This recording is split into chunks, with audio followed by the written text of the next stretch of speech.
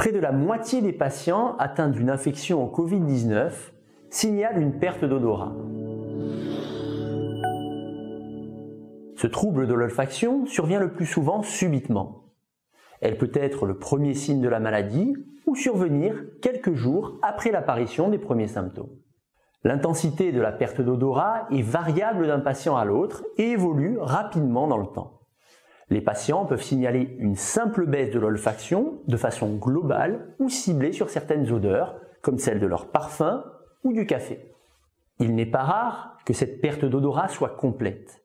L'évolution de ce symptôme est le plus souvent favorable avec une récupération spontanée et progressive rapportée entre une semaine à un mois chez la plupart des patients.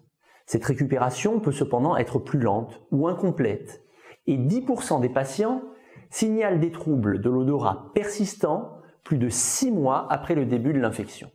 La perte d'odorat est un handicap important dans la vie quotidienne, dont le retentissement social et psychologique est parfois sous-estimé. Il peut avoir des conséquences majeures chez certains professionnels du goût, des odeurs et de l'alimentation. Malheureusement, aucun traitement à l'heure actuelle n'a fait la preuve de son efficacité pour prévenir ou traiter la perte de l'odorat liée au Covid-19.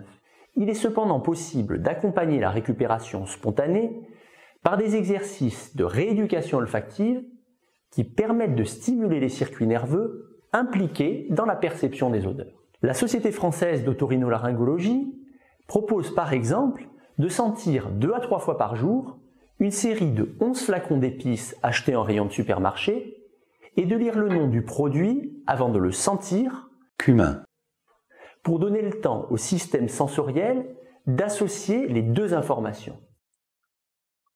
Cumin. Clou de girofle.